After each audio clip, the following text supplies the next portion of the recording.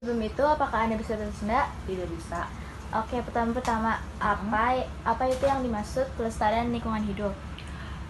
Pelestarian lingkungan hidup itu menurut saya suatu usaha yang kita lakukan untuk menyelamatkan suatu lingkungan sekitar kita, maupun itu akibat ulah manusia atau maupun bencana alam.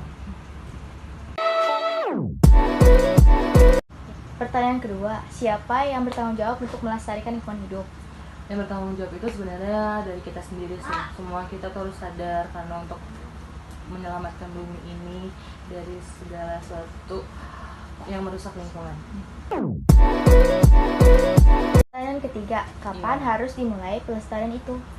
Pelestarian itu dimulai kalau bisa sih secepatnya, karena kalau nanti kita nggak dilakukan dengan cepat tanggap itu lebih akan membahayakan lingkungan, lebih makin rusak. Jadi lebih baik lebih cepat.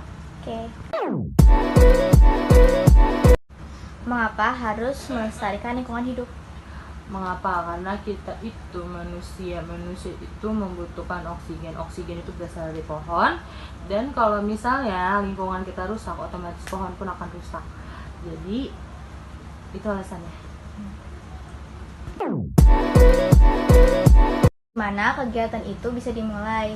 Oh ya, kegiatan itu bisa dimulai itu dari lingkungan rumah kita sendiri, misalnya di belakang rumah kita atau di depan teras rumah kita, ataupun mau dimanapun di samping kita bikin tanaman hidroponik, itu sangat bagus sekali. Bagaimana cara melestarikan lingkungan hidup? Bagaimana caranya melestarikan lingkungan hidup? Tidak membuang sampah sembarangan, tidak menebang pohon sembarangan. Terus udah gitu, adik sebagai siswa bisa mengambil sampah yang berserakan sembarangan, itu sangat bagus sekali.